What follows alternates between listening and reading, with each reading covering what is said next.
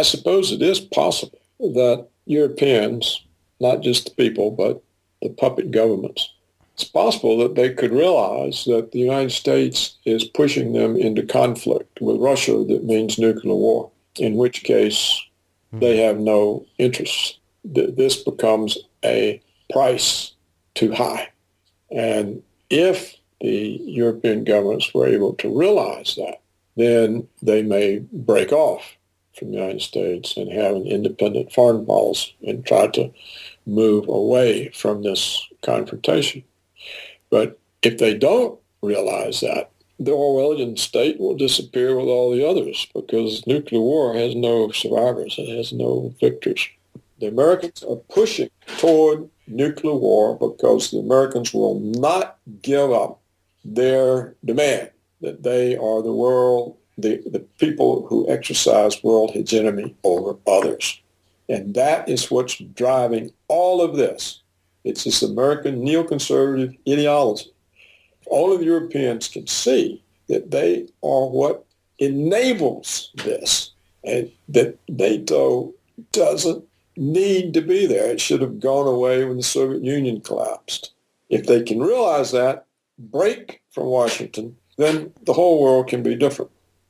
And I think I asked you before in a previous interview if you think that the predictions that are being made by many people that there may be a financial collapse even this year, towards the end of this year, that this might actually precipitate a very different situation and mean that Washington can't wield the kind of influence that it does at the moment. Well, I've often thought that, but the more that I see the ability of Washington to rig the financial markets, Washington can print all the money it wants. And if you print money and buy up stocks, they can't fall. If you print money and buy up bonds, they can't fall.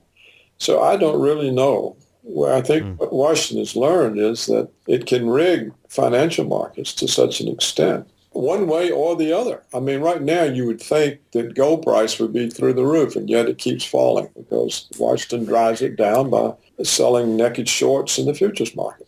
And no one catches on. It's not stopped. It's illegal, of course. So I don't know. I used to think that financial crisis would undo the dollar and with it Washington's power. But now I'm beginning to wonder, how could this, maybe in the distant future, maybe if the BRICS become highly successful, maybe they start drawing away the talent from the West because it's the only place there's any economic development or action to the money becomes stronger and stronger, and the gold reserves of China build and build. And it's possible then that Europe, just in the United States and Canada and Australia, just become backwaters, in which case they become relatively unimportant. That's always possible, but that's time into the future. And in the meantime, there's always this threat of nuclear war hanging over us. That's right. What kind of miscalculation? And you see, I dramatize this. There have been all these reports of how close we've come in the past to accidental war. And usually it's because somebody low down uses their judgment and doesn't send on the warning. And that's usually what saves us.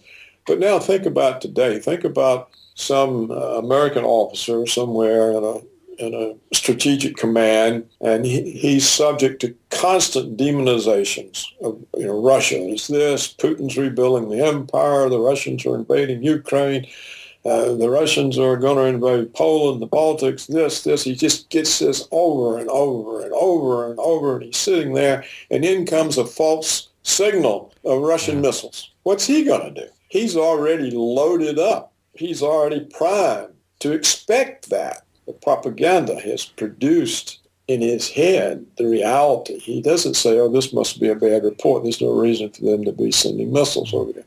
And so that's how you get these wars. You can get that unintentionally. It's very easy when you get everybody so full of propaganda